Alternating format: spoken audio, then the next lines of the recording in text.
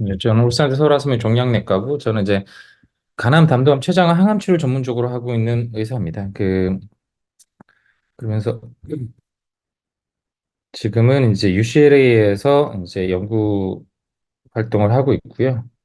이제 1년 뒤에 이제 한국으로 다시 돌아갈 예정입니다. 제 커리어 레코드를 말씀드리겠습니다. 일단은 근데 그 종양내과 의사로서 클리니컬 사이언티스트로서 이제 트레이닝을 받았었고요. 지금 현재 뭐 임상 연구 혹은 이제 신약 개발 관련해서 이제 주로 제 연구 활동을 하고 있고, 제가 그럼 뭐를 잘 하고 있느냐, 뭐 임상 연구 디자인, 그 다음에 신약, 그 다음에 이제 환자 치료에 있어서는 간암, 담도암, 췌장암 환자의 항암 치료를 주로 하고 있습니다. 이제 이런 임상적인 부분에 추가로 이행 연구, 트랜슬레이션 리서치를 어떻게 하고 있느냐, 물론 제가 실험실에서 저희 박사님하고 연구원들하고도 일을 하고 있는 게 있지만, 주로 제가 포커스하고 있는 거는 휴먼 임상 연구를 통해서 획득된 휴먼 샘플을 통해서 바이오마커 애널리시스 혹은 노블 타겟 아이덴티피케이션 같은 거를 제가 한 7, 8년 전부터 포커스를 하고 있는 상황입니다. 제 구글 스칼로 레코드 있고, 제가 미국 갔더니 바로 이런 거 물어보더라고요. 너는 H 인덱스가 얼마나 되니? 그래서 H 인덱스를 찾아보게 되는데, 이렇고 최근에 이제 2020년도부터 좀 이제 이게 사이테이션이 좀 늘어나고 있는 상황입니다. 제가 오늘 일단 강의 의뢰를 주셔가지고 상당히 감사하게 생각을 했었고, 어떤 부분에 대해서 강의를 해야 될까라고 고민을 했었는데, 어, 장기적으로 콜라보레이션 하실 분들이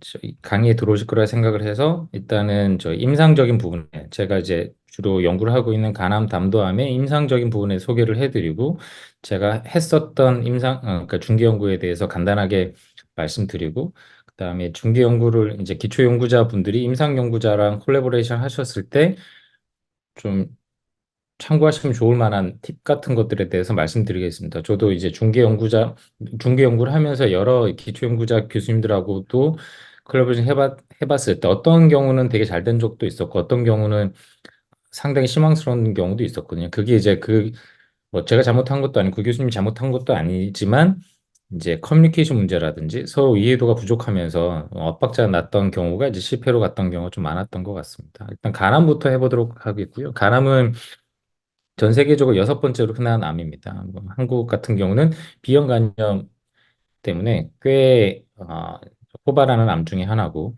최근에 이제 서양에서 간암의 발생도가 높아지고 있습니다. 이제 왜 그러냐? 뭐 우리나라 같은 경우는 대부분 이제 비형 간염이라든지 이런 것들 때문에 간 경화가 와서 온 다음에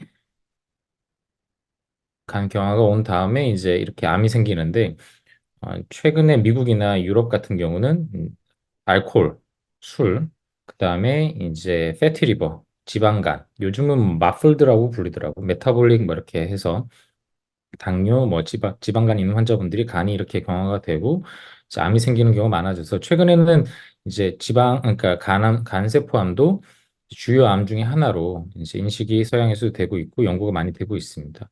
이제 간암 같은 경우는 다른 암과 다른 확연하게 좀 다른 부분이 있습니다. 이제 왜 다르냐? 어, 암이 발생하는 원인이 다릅니다. 이제 예를 들면 대장암이나 위암이나 예를 들면 폐암 같은 경우는 국가별로 발생 원인이 다른 경우는 별로 없습니다. 대부분 뭐 폐암이라고 하면은 대부분은 흡연자죠. 아니면은 뭐 공기오염, 뭐 이런 것들이고, 대장암 같은 경우는 육식을 많이 해서 대장암이 이제 많이 생긴다. 최근에 우리나라에서 대장암 많이 생긴 이유는 뭐 이제 그 서양식 식습관 때문이다. 뭐 그런 게 나오잖아요. 그런데 이제 가난 같은 경우는 완전히 다릅니다.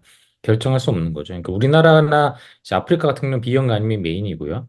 이제 미국이나 유럽 같은 경우는 C형 간염이 메인이고, 최근에 이제 지방간이라든지 이런 것들이 올라오고 있고, 일본 같은 경우도 C형 간염이 메인입니다. 그러니까 이게 발병 원인 자체가 달라지게 되면 이제 암이 이제 생겼을 때 스테이지라든지 이런 것도 다르고 환자의 특징도 다르게 돼 있습니다. 특징이 다르기 때문에 환자의 치료 선택도 의사들의 이런 치료 선택도 달라지게 되고, 그러다 보니까 이제 간암을 예를 들면 제가 서울에서 치료하고 있는 간암 환자와 일본에서 도쿄에서 진단받는 간암 환자, 그리고 뭐 미국 버스턴에서 진단받는 간암 환자의 이제 성상이라든지 치료 방식, 그 환자의 이제 옵티멀한 이제 트리트먼트 스트래티지가 다 다르게 될 수밖에 없다라는 게 간암 연구에 있어서 장점이자 단점이라고 할 수 있겠습니다. 간암 같은 경우는 그 다른 암과 달리 이제 그 병에 대한 이해도가 상당히 늦게 최근에서야 좀 데이터가 나오기 시작했습니다. 이제 HCC에서 제노믹 랜드스케이프 자체가 2014년도에 처음 보고가 됐었거든요. 다른 암종은 대부분 2000년도 초반에 뭐 휴먼 게놈 프로젝트 이후에 이렇게 암이 이런 것들이 이제 제노믹 랜드스케이프 발표가 되고 하는데 간암은 특이하게도 영상의학적 진단, 조직 검사 없이도 진단이 가능합니다. 그러다 보니까 조직 검사를 안 하게 되고 조직 검사를 안 하게 되니까 이런 유전자 분석을 할 수 있는 기회가 좀 적, 적었었는데 뭐 이제 그래도 데이터가 쌓여서 나왔습니다. 그 나왔을 때 이제 간암에서 우리가 뭐 표적 항암제라는 이런 것들이 적용될 가능성을 봤었었는데 아쉽게도 도미넌트한 드라이버 제네틱 얼터레이션이 없었습니다. 그래서 어떤 약질 하나 표적 항암제를 개발한다고 그래가지고 치료가 아주 되거나 그렇지는 못하는 상황이 생겼고요. 폐암 같은 경우는 그래도 뭐 EGFR 뮤테이션 이런 것들이 있으니까 그런 것들을 이제 개발할 수 있었지만 간암은 그렇지 못했던 부분이 있습니다. 그리고 간암이 치료가 어려운 부분은 이제 제가 암만 치료한다고 환자분이 사는 게 아니라 요즘은 조금 나아졌지만 간암 환자분들의 절반은 암 때문에 돌아가시는 게 아니라 간의 기능이 떨어져서 돌아가시는 경우가 많습니다. 실제로 보시면 이게 차이피 스코어라고 해서 간의 기능을 매기는 겁니다. 복수가 있냐, 간성 혼수가 있냐, 빌리루빈 수치가 있냐, 알부민 수치가 있냐, 프로트론빈 타임이라는 피검사 수치. 그러니까 간의 생성 능력을 보는 거거든요. 간의 기능을 이제 스코링 매겼을 때 만약에 차일드 C 스코어다. 이제 간 기능이 매우 나쁘다라고 하면 암이 없어도 1년 생존율이 절반이 안 됩니다. 상당히 좋지 않죠. 그러니까 웬만한 말기암보다 좋지 않은 겁니다. 그래서 여기에 만약에 이런 상황에서 암이 생겼다. 그러면은 사실 항암 치료를 해도 암이 잘 조절돼도 환자분 1년 안에 뭐 절반이 돌아가시기 때문에 이 치료 자체가 크게 의미가 없다라는 것도 있죠.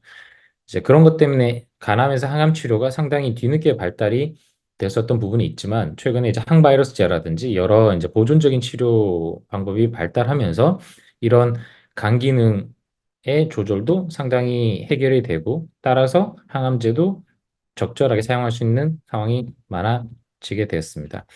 이런 간 경화라고 하거든요. 간이 이제 딱딱해지는 건데 이제 간 경화가 생겼을 때 복수 이런 콩팥 기능 나빠짐, 그다음에 이제 위식도 정맥류, 그다음에 이제 그러니까 약간 간성 혼수, 알츠하이머 병처럼 약간 간성 혼수가 오는 경우가 있습니다. 이런 네 가지 대표 간 경화 합병증이 생기기 때문에 암이 1기라고 하더라도 4기 환자보다 더 빨리 돌아가실 수 있습니다. 이런 합병증, 간 경화에 의한 합병증이 있는 경우에는 그렇기 때문에 간암은 이제 치료하기가 쉽지 않은 병이다. 약이 효과만 좋다가 항암제의 효과만 좋다고 해가지고 환자분이 더 오래 살기가 어려운 암종 중에 하나라고 보시면 되겠습니다. 이제 최근에 약에 대해서 제가 이제 좀 더 말씀드리려고 하는데 2007년도에 처음 이제 FDA 허가를 받은 수라피는 약이 나왔었고요. 2000년도가 돼야지 약이 이런 이 약을 써야지 효과 있다는 약이 처음 증명됐고 10년간은 이제 여러 임상 연구가 진행이 되었었으나 다 실패했습니다. 이 약이 효과가 그렇게 크지 않았습니다. 플라시보와 비교해 봤을 때 한 3개월 정도의 생존 기간을 늘리는 약이었었거든요. 그래서 이 정도는 뭐 쉽겠지. 이 정도는 껌이지 하고 다 들어왔는데 다 실패하고 나갔었고요. 왜 그랬냐? 이제 다 대장암, 위암, 뭐 폐암 이 정도 비교적 이제 다른 암종과 비슷하게 생각하고 들어왔다가 제약회사들이 다 망하고 나갔던 거고요. 비교적 2017년도 정도가 돼야지, 2010년도 이제 후반이 돼야지, 이제 병에 대해서 제대로 이야기하기 시작하고 좀 맞춤 이제 전략을 하게 됩니다. 그래서 2017년도 이후부터는 거의 1년에 하나씩 약이 허가가 되기 시작하고 최근에는 이제 듀얼 이니비션하고 이제 컨비네이션 레지멘이 스탠더드 테라피로 자리 잡게 됩니다. 그래서 약이 지금 현재 한 7, 8개가 있는 상황이고요. 이제 항암 치료 같은 경우는 대부분의 간암 항암 치료는 이제 초기 치료가 어려운 수술이라든지 이식이 안 되고 뭐 색전술이 안 되는 환자분 대상으로 보통 적용이 되는데 보시면 아시겠지만 예전에는 이런 이 C에 해당하는 어드밴스 스테이지에 해당하는 환자분들이 예후가 한 6개월 정도였습니다. 그래서 뭐 초기는 5년 이상 사실 수 있고 중기 약간 중기 2, 3기 정도 되면 한 2.5년 살 수 있다. 근데 말기 되면 한 6개월이다 했는데 지금 보시면 아시겠지만 항암제의 발전으로 이게 중기, 그러니까 4기로 진단되나 한 3기로 진단되나 크게 차이가 없는 겁니다. 이런 상황이 이제 오게 됐습니다. 그래서 최근에는 요 4기에서 적용됐던 항암제를 한 중기로 많이 옮겨가자 이런 어프로치가 나오고 있고요.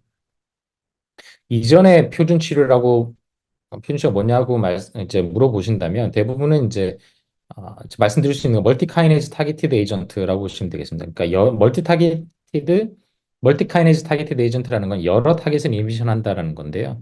메인은 이제 BGFR입니다. 그러니까 간암이 대표적으로 혈관 생성이 활발한 이제 암종이기 때문에 니오베스큘라이제이션 억제하는 약 위주로 개발이 됐고, 그러니까 기존의 표준 치료는 카이네이즈 TKI인데 주로 베제프를 이니비션하는 TKI입니다. 근데 이제 또 웃긴 거는 배제프만 이니비션 해서는 효과가 좀 별로 없습니다. 그래서 뭐 이런 FGFR이라든지 이런 메시라든지 이런 것들이 다 어느 정도는 좀 다 섞여 있는 어, 좀 다양하게 이니비션하는 이제 TKI들이 이제 간암에서 효과가 있었고 이제 다른 암종과 마찬가지로 면역 항암제가 간암에서도 적용을 어떻게 할 수 있을 거냐가 연구가 이제 비교적 늦게 2000년대, 2010년대 후반에 이제 생기게 되고요.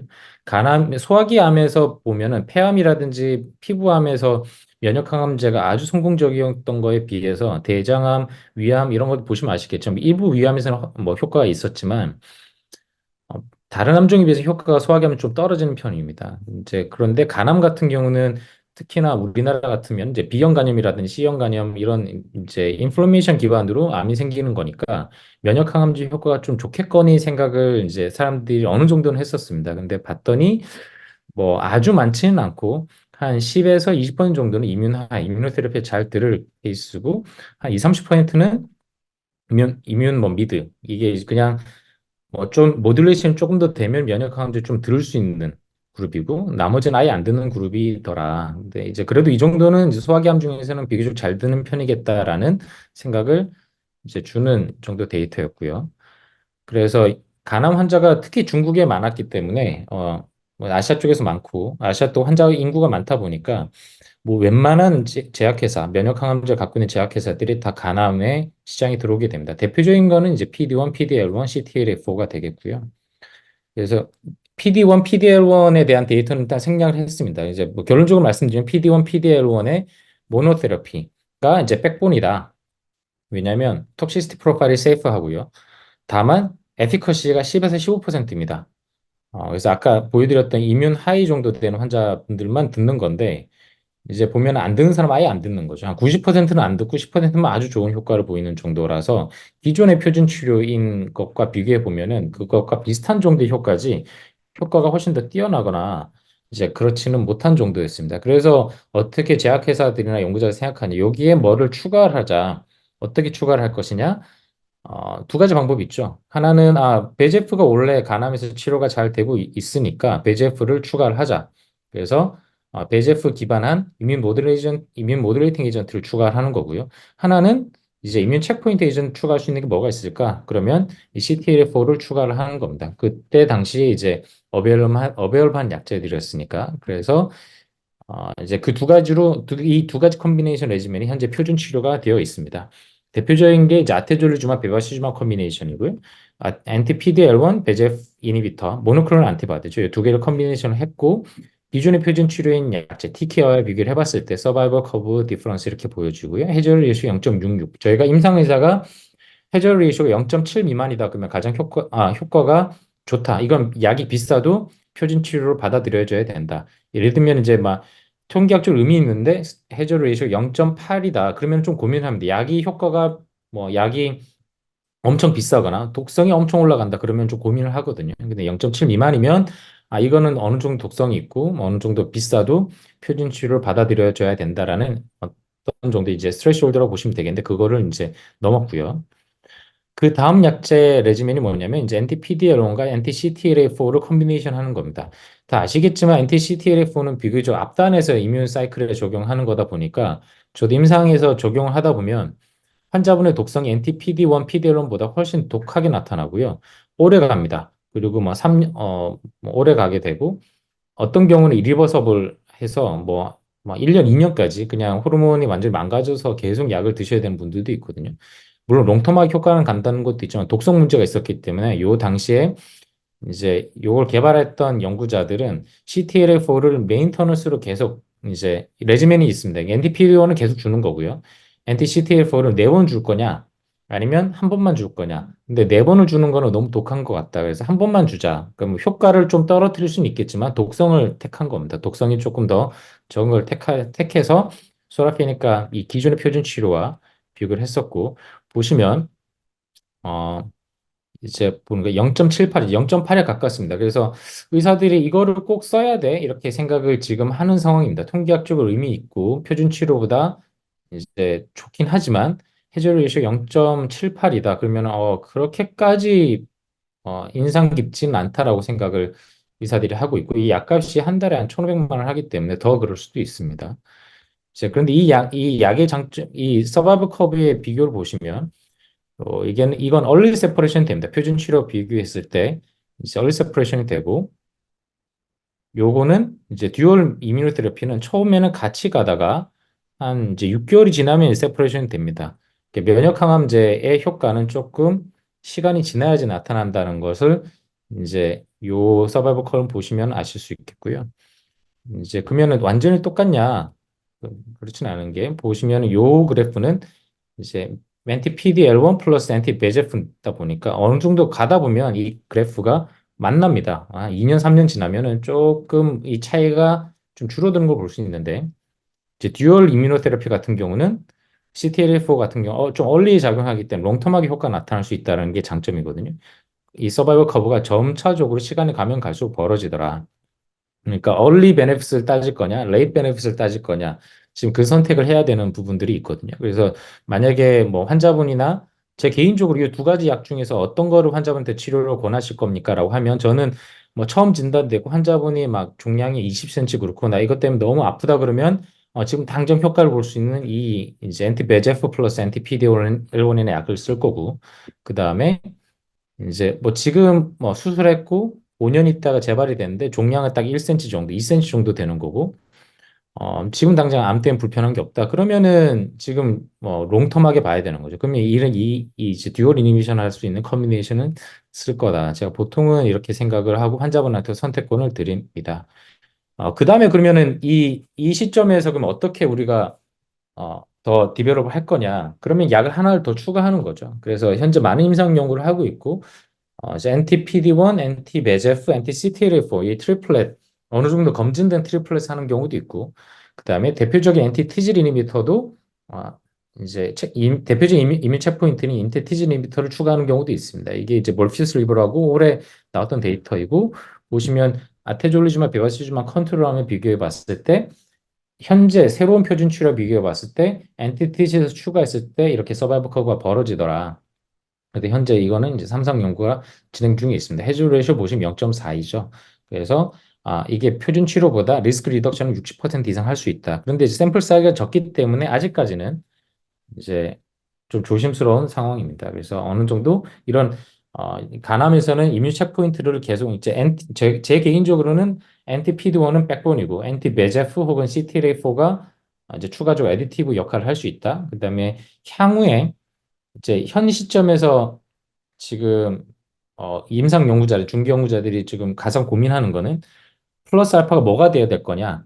NT-PD1, NT-CTLA4, NT-VEGF를 트리플렛으로 같이 쓰기에는 환자분이 너무 힘들어하시는 경우가 있습니다. 그래서 환자분이 좀 덜 힘들어하는 이민 체포인트를 추가하자. 그래서 나오는 게 렉스리라든지 TGC인데 렉스리는 실패했다고 최근에 BMS에서 공고를 했고요. 어, 그다음에 TG 같은 경우는 이 정도가 이제 보인 거죠. 이제 그래서 그러면 이거 말고 뭐 다른 것도 있냐? 뭐 포온비비라든지 이런 것들이 다 지금 이제 일상 연구에서 임상 연구가 진행이 되고 있습니다.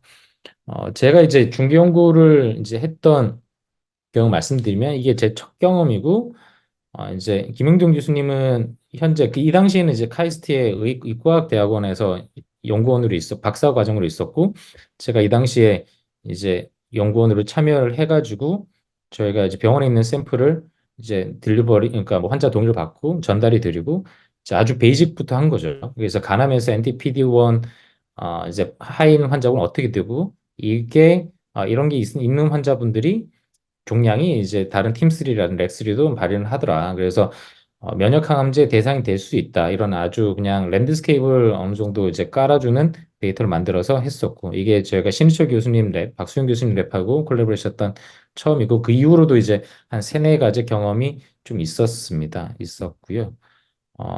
그렇고, 그 다음에, 그러면은 이런 종양내과에서 어떤 항암제 기반으로 연구를 했을 때 어떻게 중기 연구를 하느냐. 이게 네이처 메디슨 나온 논문이고, 이거는 제약회사에서 낸 논문입니다. 여기 이분하고 제가 한번 만난 적이 있었는데, 제약회사는 풀이 많죠.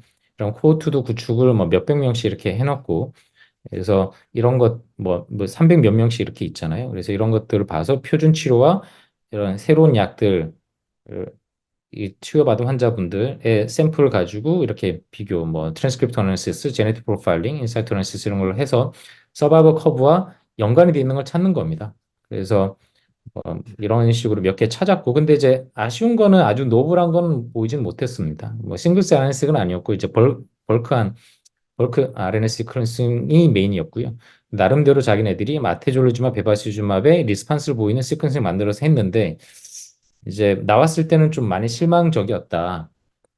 왜냐하면 이 항암제가 꽤 한 달에 500만 원 정도 하는 항암제인데 반응률이 30%거든요. 그러니까 열에 한 3명 정도는 효과가 좋은데 열의 일부분 써도 효과가 없는 거죠. 근데 이제 이것 말고 다른 좋은 약이 있습니다. 다른 좋은 약이 있기 때문에 만약 이 약이 안 들을 것 같으면 다른 싼 약 그리고 효과가 좋을 수 있는 약으로 쓰면 될 것 같은데 지금은 예측인 적 없으니까 한 번은 써봐야 되는 거죠. 효과 나오는지 안 나오는지. 그 다음에 이제 제가 했던 뭐 이제 임상 중계 이게 연관이 됐던 연구 중에 하나가 바로 레노베이트 연구인데 이거는 제가 레고라피닙이라는 TKI와 니볼룸밥이라는 NTPD1을 가지고 이제 새로운 조합의 임상 연구를 이제 환자분한테 이제 시행을 했던 겁니다. 이제 국내 다기관 연구였고 비교적 반응률이 30% 정도 나와서 현재 표준 치료는 약제하고 비슷한 정도의 효과를 보였다. 그래서 거기에서 그냥 끝내는 게 아니라 중견구를 좀 더 인덱스하게 해보자. 그래서 이제 반응이 좋았던 이게 스파이더 플랫이라고 합니다. 처음부터 0에서 시작해서 이게 올라갔다는 건 종양이 커졌다는 거고요. 이게 내려갔다는 거는 종양이 줄어들었다는 겁니다. 그래서 얼리 프로그레서들과 롱텀하게 리스판더가 있었던 환자를 이제 나누고 15, 14명 나눠서 PBMC를 저희가 프리트리트먼트와 온트리트먼트를 각각 이제 체열을 했었었고요. 이걸 통해서 싱글 아날리시스 퀀싱, ctDNA, 팩스 어널리시스를 했었습니다. 그래서 데이터를 다 보여주지는 못하지만 이제 뭐 이 정도 서바이벌 이렇게 ctDNA는 뭐 크게 예전에는 이런 것들이 의미 있다고 나왔는데 저희 콤보에서는 크게 의미가 없더라. 그 다음에 봤더니 다른 이제 뭐 이렇게 다이내믹스를 봤을 때 클리니컬 모노사이트 다이내믹스가 좀 이제 롱텀 리스판더와 얼리 프로그레스의 차이가 있더라.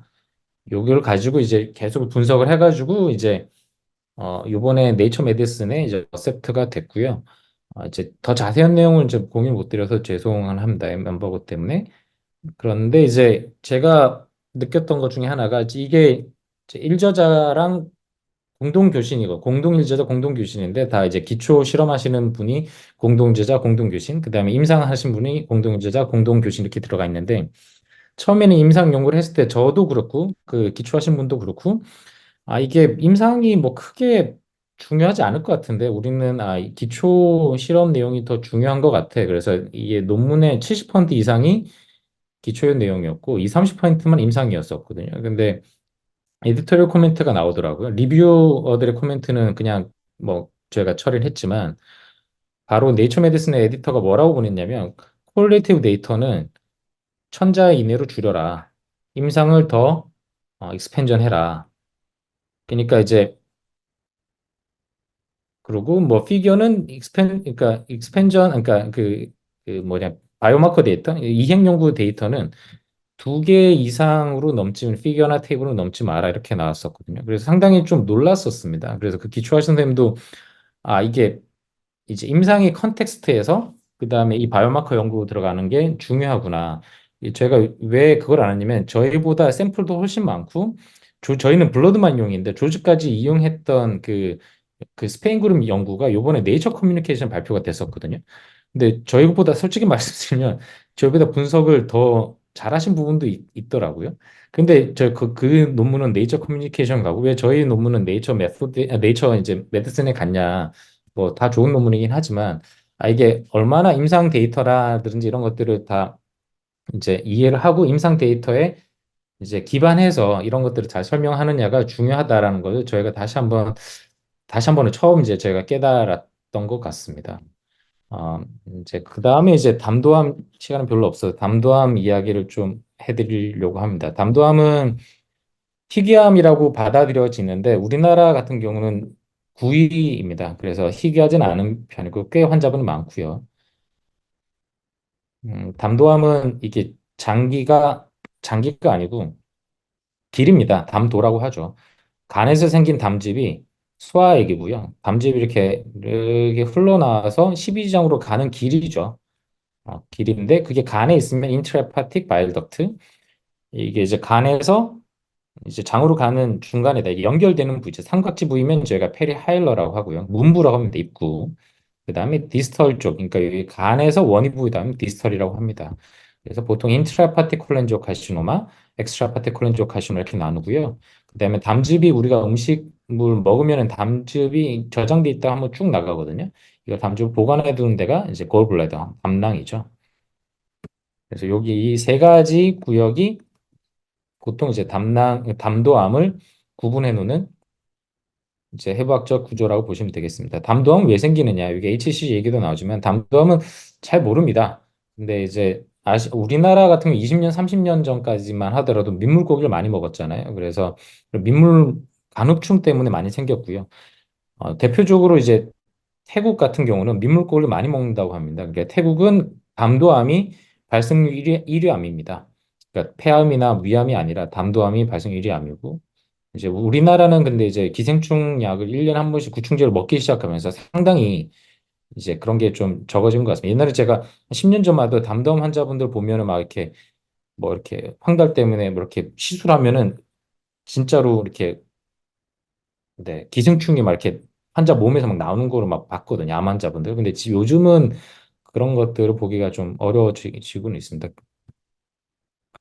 근데 이제 담도암 같은 경우는 조기 진단이 어렵습니다. 왜 그러냐? 이렇게 좀 숨어 있기도 하고 암이 생겨도 증상이 잘 없습니다. 그냥 소화불량, 그 담즙 배출이 잘 안 되니까 그냥 소화가 좀 잘 안 되는 것 같은데 그래서 뭐 소화제만 좀 몇 개월 뭐 사 먹었고 그래도 뭐 그러다 보면 좀 좋은 것 같다가 또 나빠지고 뭐 이러다가 이제 나중에 황달 생기고 하면 이제 발견이 되는 게 담도암이고 이제 늦게 발견이 되다 보니까 이게 유럽 데이터입니다. 2010년도, 그러니까 뭐 2, 30년 전 데이터, 2010년, 2019년도 사이에 담도암을 진단된 환자들이 데이터를 봤더니 한 20%의 환자가 이 BSC가 베스트 서포티브 케어라는 겁니다. 그러니까 무슨 말이냐? 그냥 어느 정도 포기한다는 거예요. 그러니까 진통제 주고 환자 안 아프게 해드리는 게 베스트 서포티브 케어입니다. 그러니까 수술, 뭐 항암제 이런 거 못하고 그냥 더 이상 손을 못 쓰겠습니다. 진단됐을 때 하는 경우가 상당히 많은 게 이제 담도합니다. 왜 그러냐? 상당히 늦게 진단되기 때문에 그렇다. 이미 진단됐을 때쯤에 환자분이 몸무게가 뭐 20kg가 빠져 있고 황달이 뭐 엄청 심하고 그래서 어떤 손수 방도가 없는 경우가 꽤 많다. 그러면 이제 제가 간암이랑 담도암을 보죠. 환자분이 헷갈리는 경우가 있습니다. 담도암도 황달이 오고, 뭐 간암도 황달이 오고, 다 똑같은 거 아닌가요? 그런데 다릅니다. 이제 간암 환자하고 이제 담도암에서 이제 간에 있는 담도 환자는 다른 게 간에 있는 담도 환자는 비교적 간이 싱싱한 경우가 많습니다. 하지만 이제 간세포암, 우리가 흔히 간암이라고 하는 이제 간세포암 환자분 같은 경우는 간이 이런 상황, 경화가 있는 상황에서 암이 생기는 경우가 많기 때문에 항암제를 적용하기 쉽지 않은 거죠. 그래서 보통은 이제 담도암 같은 경우는 간이 어느 정도는 그러니까 뭐 이런 말을 써서 죄송합니다. 이제 비교적 이제 기능 자체가 컴피턴트하기 때문에 사이토톡시케모테라피 머리가 빠진다든지 좀 강한 우리가 흔히 말하는 강한 항암제를 좀 쓸 수 있는 거고요. 간세포암 같은 경우는 그런 사이토톡식 케모테라피를 못 쓰는 거죠. 그래서 대부분 바이올로직스, 이뮤노테라피라든지 TKR을 쓰는 게 그런 이유라고 보시면 되겠습니다. 담도암에서 이제 황달이 생기는 거는 간 기능이 떨어진다기보다는 그냥 막는 겁니다. 플로우가 막혀서 생기는 거기 때문에 이거는 그냥 뚫어주면 됩니다. 황달이 생겨서 그냥 뚫어주면 해결이 됩니다. 그런 거고. 담도암은 이제 담도암이 재밌는 이유 중에 질병으로서 재밌는 이유 중에 하나는 상당히 다양합니다. 그래서 약간 소화기 암에 저는 이제 폐암이라고 부르고 싶은 게 여러 특성을 갖고 있고 이 특성 중에 제네틱 특성 중에 보면은 약으로 어프로치 할 수 있는 것들이 꽤 됩니다. 우리가 그래서 프리시전 메디슨이라고 하죠. 그러니까 그러니까 모든 환자한테 똑같이 간암 환자 같은 경우는 간암 환자하고 수술이 안 된다. 그러면 무조건 약을 이걸 써야 되는 거지. 그러니까 뭐 우리가 맞춤 치료를 하는 게 아니잖아요. 근데 이제 담도원 같은 경우는 유전자 분석을 해보고 NGS를 해보고 이게 나왔다. 안에서 이게 나왔다. 그럼 거기에 맞춰서 약을 저희가 선택해 쓸 수 있는 게 있고 선택해 쓸 수 있으면 효과가 또 좋을 수 있겠죠. 그래서 현재 담도암에서 포텐셜리 테라피틱한 이런 이제 타겟은 다음과 같습니다. 제가 정리한 거고 이게 당도암이 케이스가 많지 않다 보니까 베리에이션이 좀 큽니다. 5에서 20% 너무 크죠. 근데 이제 동양에서는 FGFR2진 같은 게 5%, 서양에서는 20%라고 보고가 되는데 최근에서는 이게 좀 한 10% 정도로 보고가 되고 있고 헐투도 있고요. IDH1, 브라카투도 있기도 합니다. 이렇게 해서 이런 이제 여러 암종, 여러 표적 항암제가 지금 담도하면서 임상 연구를 해보겠다고 들어오고 있고요. 그 담도암에서의 이제 치료 항암제의 마일스톤을 보시면 대부분은 사이토톡식입니다. 제미스타빈 시스플라틴, 폴폭스, 대장암 쓰는 약이고, 뭐, 라이포존 유르테칸, 이것도 결론적으로는 사이토톡식이죠. 이런 것들이 이제 메인이고요. 거기에 최근에 나오는 게 면역항암제, 더발루마, 안티-PD-L1, 안티-PD-1인 펜브로즈맙을 추가해서 서바이벌 아웃컴 증가할 수 있는 거, 그 다음에 FGFR 이니비터, IDH1 이니비터, 이런 것 같은 표적 항암제가 있습니다. 그래서 이거는 가이드라인이고, 이뭐 담동 같은 경우는 뭐 초기로 진단되면 비교적 아까 간암보다 훨씬 간단하죠. 이게 연구가 많이 안 돼 있습니다. 그래서 초기 진단되면 수술하시라. 좀 뒤늦게 진단 수술이 안 된다 그러면은 몰리큘러 프로파일링을 해서 이제 일단은 이제 표준 치료인 제임스타인 시스플라틴에다가 면역 항암제를 추가하는 잘 사는 나라면 면역 항암제 추가고 뭐 경제적으로 어려운 나라면 면역 항암제 없어도 된다 이 정도고요.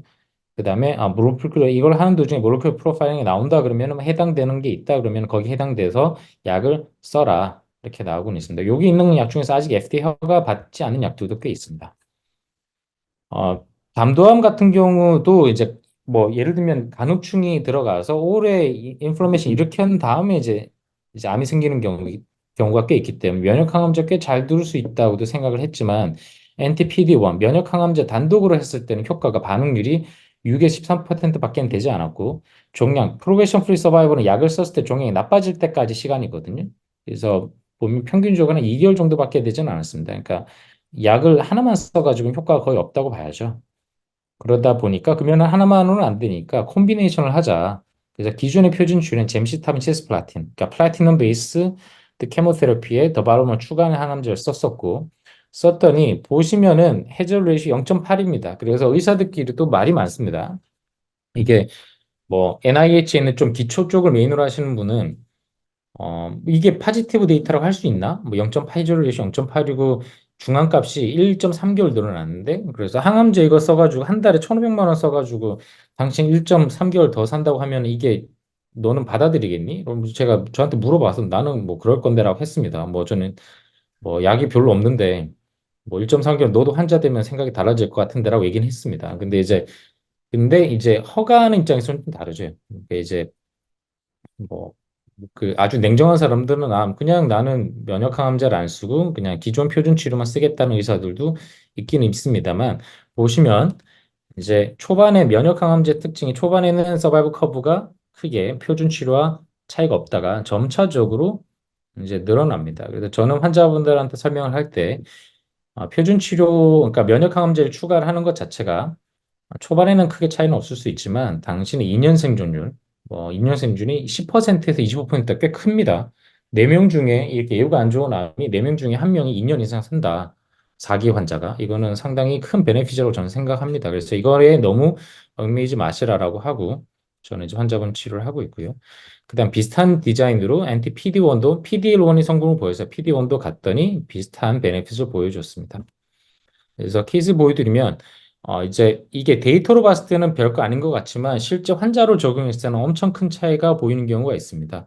그래서 제임스타임 시스플라틴 가지고 환자분을 치료했을 때 반응률이 종양에 줄어드는 정도가 그렇게 크지 않거든요. 그냥 조금만 줄고 많은 정도가 있는데 제가 면역항암제 이런 이제 안티 PD-L1을 같이 추가를 했었던 환자분이었습니다. 이게 10cm 정도 간에 병이 있었고, 그 다음에 이미 4기로 병이 다른데 원격 전이가 있었던 환자였어요. 이 환자는 처음 봤었다 그러면 수술을 고려하기 어렵죠. 그냥 4기라고 저희가 했을 텐데, 환자분이 45세고, 워낙, 어, 치료에 대한 의지도 크셨기 때문에, 열심히 해서 수술까지도 한번 가봅시다 하고 치료 시작했던 케이스였고요. 보시면, 요 9cm가 넘는 이 종양이 이렇게 줄어들었고, 보시면 이쪽에 있는 거는 더 드라마틱합니다. 여기 보면 암이 좀 어두운 부분이 보이잖아요. 암이 좀 나만이 있습니다. 근데 이렇게 컸던, 이렇게 검게 보이는 게 암인데, 이거와 비교해 보면 상당히 정상적인 그 간세포로 많이 대체가 됐다는 거 보실 수도 있습니다. 저희가 근데 이제 이 환자는 유전자적으로 면역 항암제 좀 잘 들을 수 있겠다라는 프로파일링이 나중에 나왔습니다. 그러니까 뮤테이션 버든도 높았고 MSH6 뮤테이션도 있었습니다. 그래서 환자는 뭐 종양 반응이 상당히 좋았었기 때문에 이제 수술로 테크니컬리는 4기라서 말긴 상황이지만 수술을 해보자. 그래서 수술을 했었고, 근데 하나를 못 뗐습니다. 종양을 다 뗐는데 하나를 못 뗐는데 이거를 다시 면역 항암제만 썼더니 다시 이렇게 줄어듭니다. 그래서 이 줄어든 거에 대해서 방사선 치료하고 현재 환자분은 이제 한 1년 동안은 이제 아무 치료 없이 그냥 지내고 계십니다. 아주 해피하게.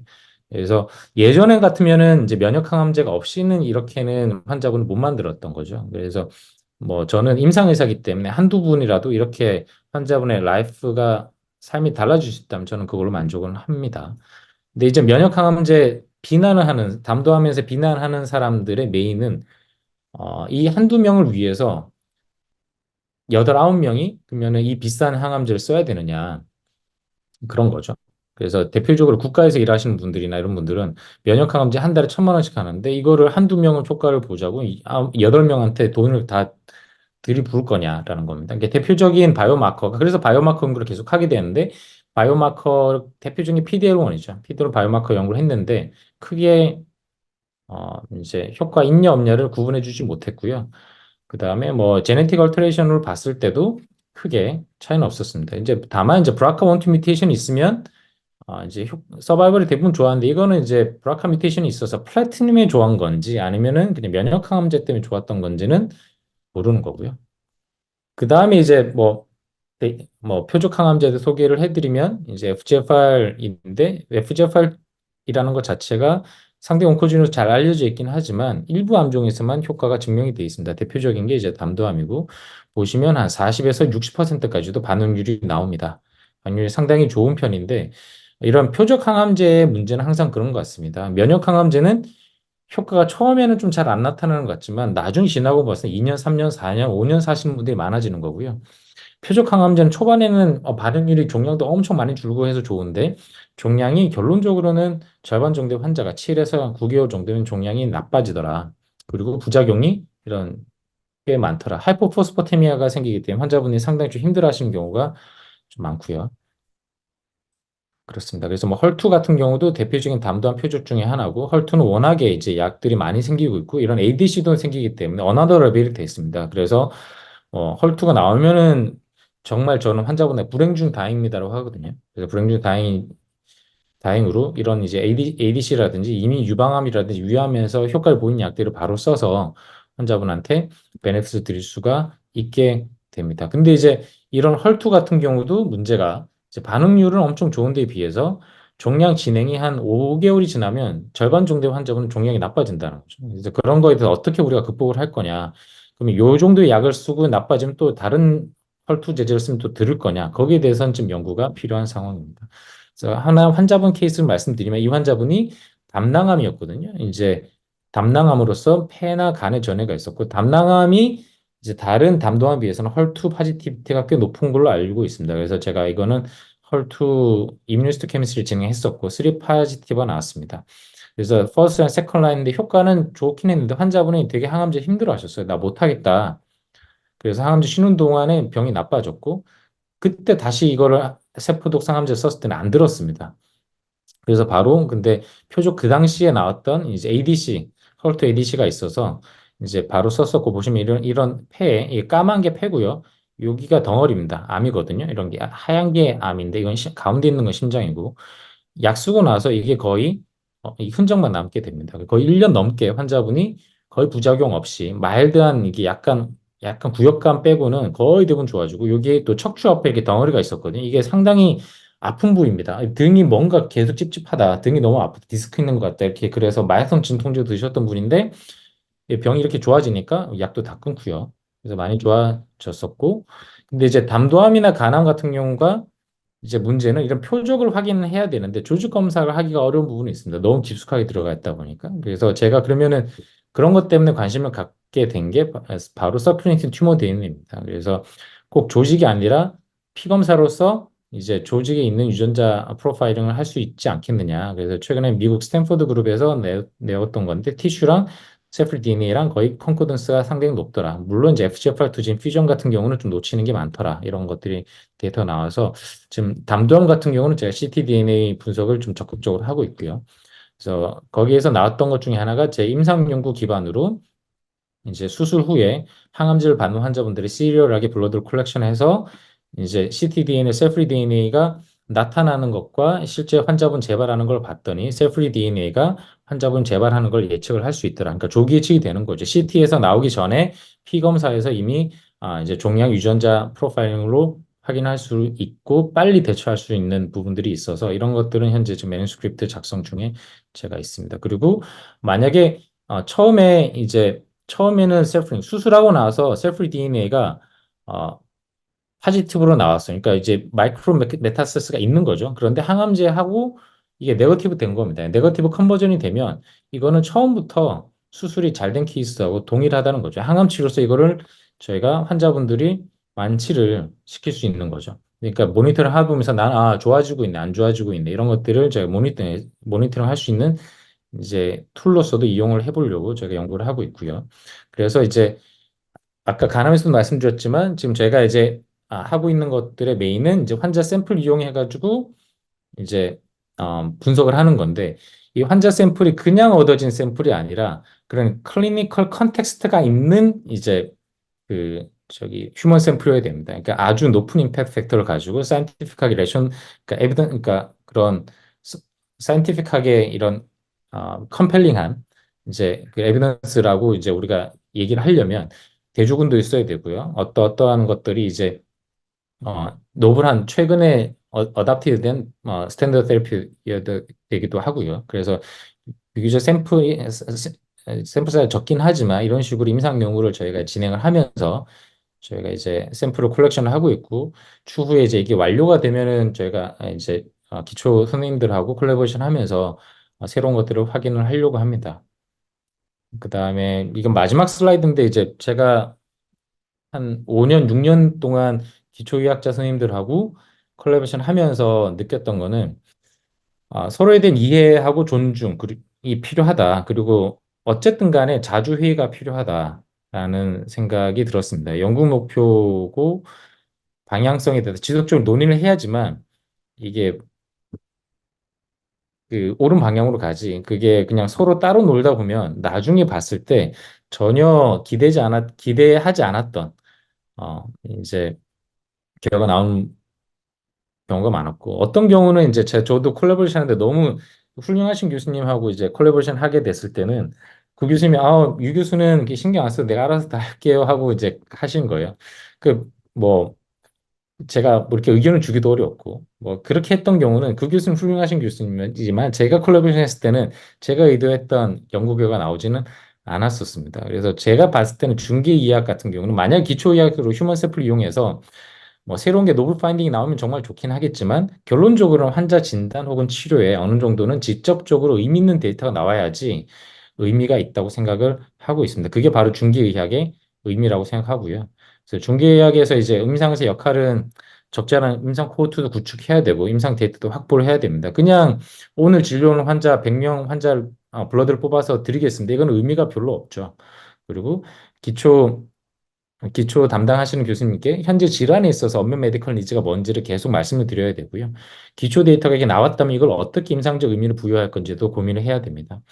기초의학자의 역할을 제가 뭐 항상 기초의학자 분들하고 모시면서 제가 일을 해봤을 때는 내가 이러한 것들이 언맨디라고 생각하고 이런 것들이 이제 했으면 좋겠습니다 했을 때 적절한 분석 모델을 추천해 주시는 게 상당히 도움이 많이 됐습니다. 이거는 지금 저는 잘 모르잖아요. 제가 이제 이게 핫하다고 생각하면은 그 모더레트는 기초하시는 쌤은 이미 이제 트렌드가 다 끝났다고 얘기하신 경우도 있더라고요.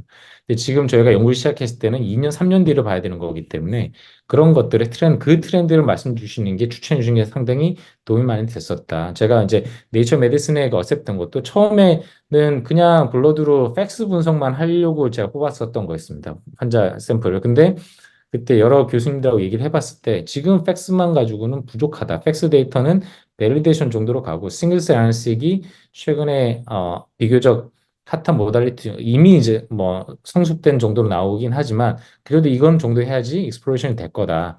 그렇게 이제 추천 안 하셨으면은 이만큼 의미 있는 데이터를 나오긴 어려웠을 거라 생각은 하고는 있습니다. 시간이 조금 지연됐는데 경청해 주셔서 감사드리고 혹시라도 질문 있으시면 주시면 감사하겠습니다.